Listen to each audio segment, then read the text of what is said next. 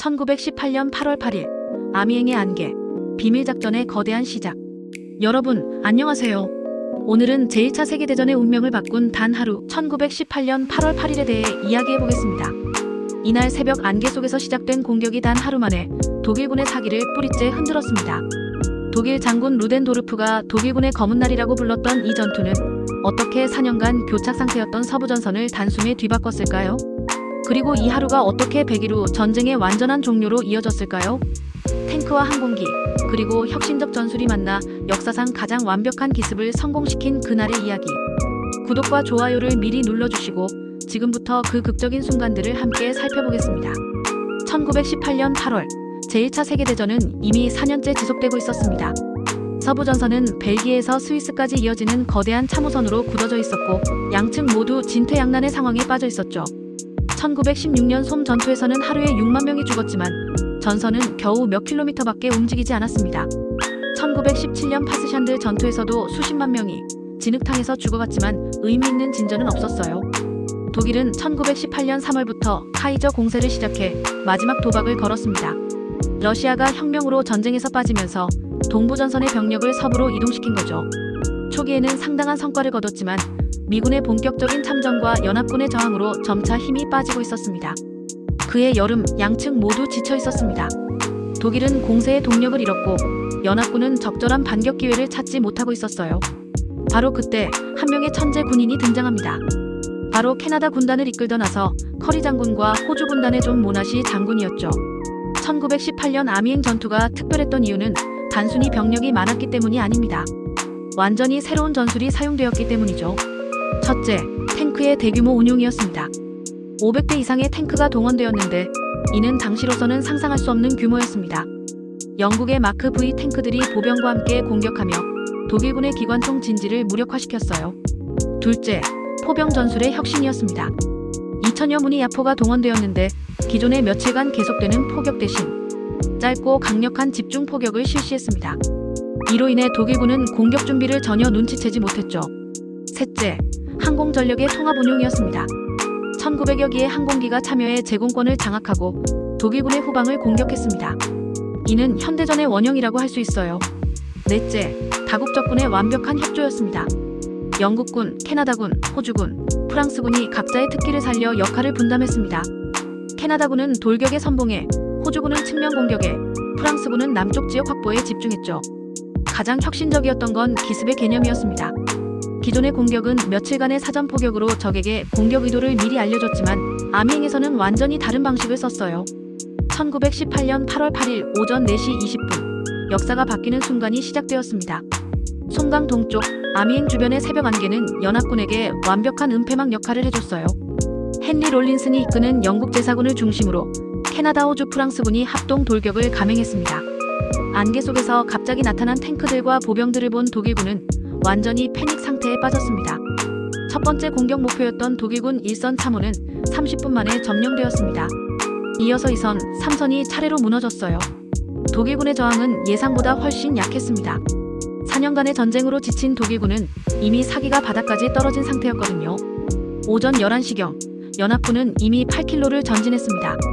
이는 참호전이 시작된 이후 하루 만에 달성한 최대 진격거리였어요. 독일군 지휘부는 완전히 당황했고 급히 후방으로 전보를 쳤지만 이미 늦었습니다. 전투 첫날 만에 연합군은 평균 11km를 전진했고 독일군 포로는 총 29,144명에 달했습니다. 이 중 캐나다군만 5,033명을 포로로 잡았고 161문의 대포를 노획했어요. 하지만 숫자보다 더 중요한 건 독일군의 정신적 충격이었습니다. 루덴도르프 장군은 8월 8일을 독일군 역사상 가장 검은 날이라고 표현했죠. 그는 나중에 내가 그토록 두려워했고 그토록 자주 경고했던 모든 것이 한 곳에서 현실이 되었다고 회고했습니다. 독일군의 붕괴는 단순히 전술적 패배가 아니었습니다. 4년간 난공불락이라고 여겨졌던 참호선이 하루 만에 무너진 거예요. 독일군 병사들은 이제 연합군의 공격을 막을 수 없다는 절망감에 빠졌습니다. 특히 인상적이었던 건 독일군의 항복 양상이었습니다. 격렬한 저항을 펼치기보다는 대규모로 항복하는 경우가 많았어요. 어떤 독일군 부대는 아예 백기를 들고 나와 항복하기도 했습니다. 호주군 병사 해롤드 그랜트는 일기에 이렇게 썼습니다. 대단한 소식이다. 호주군이 독일놈들을 잠들어 있는 사이에 잡아챘다. 아미행 전투의 성공 비결은 완벽한 기만 작전에 있었습니다. 연합군은 몇 달 전부터 독일군을 속이기 위한 치밀한 계획을 세웠어요. 첫째, 병력 이동의 은밀성이었습니다. 캐나다군과 호주군은 밤에만 이동했고 낮에는 완전히 숨어 있었습니다. 심지어 캐나다군은 아라스 지역에서 공격할 것처럼 허위 정보를 흘리기도 했어요. 둘째, 무선 침묵이었습니다. 공격 준비 기간 동안 연합군은 무선 통신을 완전히 중단했습니다. 독일군이 무선을 감청해도 아무것도 알 수 없도록 한 거죠. 셋째, 탱크의 비밀 집결이었습니다. 500대가 넘는 탱크를 독일군 모르게 전선으로 이동시키는 건 정말 어려운 일이었어요. 탱크들은 야간에 한 대씩 이동했고 낮에는 위장막으로 완전히 숨겨졌습니다. 넷째, 포병 배치의 기만이었습니다. 2,000문의 대포를 하룻밤 사이에 배치했는데 이 과정에서 일체의 시험 사격을 하지 않았어요. 독일군이 눈치채지 못하도록 한 거죠. 마지막으로 항공기의 역할이었습니다. 연합군 항공기들은 공격 전날까지 독일군 정찰기들을 차단해 전선 상황을 파악하지 못하게 했습니다. 이 모든 기만 작전의 결과로 독일군은 8월 8일 새벽까지도 연합군의 공격 계획을 전혀 모르고 있었어요. 아미행 전투는 탱크가 전쟁의 판도를 바꾼 첫 번째 사례였습니다. 영국의 마크 V 탱크를 중심으로 한 기계화 공격은 참호전의 패러다임을 완전히 바꿔놓았어요. 기존의 보병 공격은 기관총과 철조망 때문에 엄청난 희생을 감수해야 했습니다.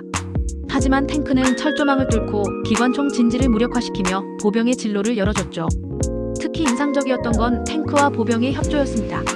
탱크가 앞서서 적의 화력을 무력화시키면 보병이 뒤따라 들어가 진지를 점령하는 방식이었어요. 이는 현대 기갑 전술의 원형이라고 할 수 있습니다. 또한 항공기의 역할도 중요했습니다. 항공기들은 독일군의 후방을 공격해 증원과 보급을 차단했고 탱크와 보병의 진격을 지원했어요.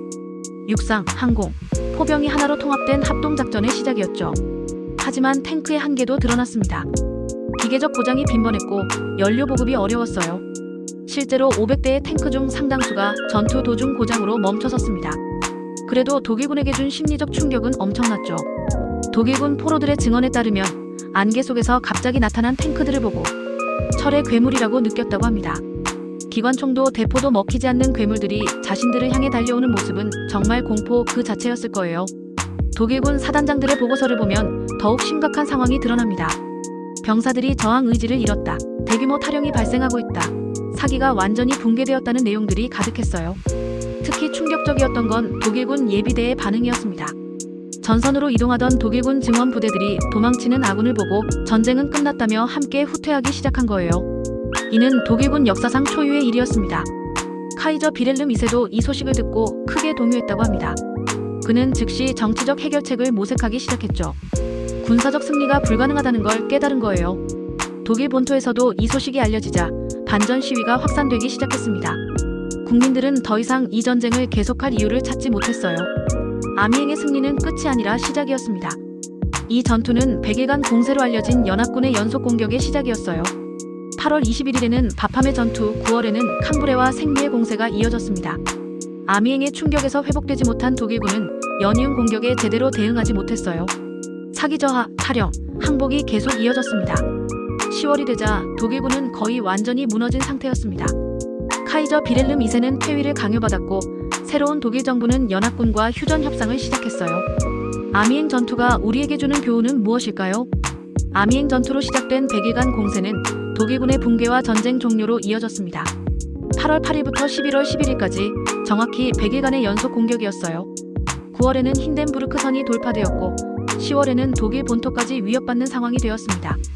독일군은 더 이상 저항할 의지도 능력도 잃었어요. 11월 11일 오전 11시 마침내 휴전협정이 체결되었습니다. 모든 전쟁을 끝낸 전쟁이라고 불린 제1차 세계대전이 끝난 순간이었죠. 그리고 그 시작점은 바로 8월 8일 아미행의 안개 속에서 시작된 기습이었습니다. 이 전투의 영향은 단순히 제1차 세계대전의 종료에만 그치지 않았습니다. 탱크 전술, 항공 전력, 합동작전 등 현대전쟁의 기본 원리들이 모두 아미행에서 시작되었어요. 여러분은 아미행 전투를 어떻게 보시나요? 기술의 승리인가요? 아니면 인간 정신력의 승리인가요? 댓글로 여러분의 생각을 들려주세요. 구독과 좋아요, 알림 설정까지 잊지 마시고 다음 영상에서 또 만나뵙겠습니다. 역사는 계속됩니다.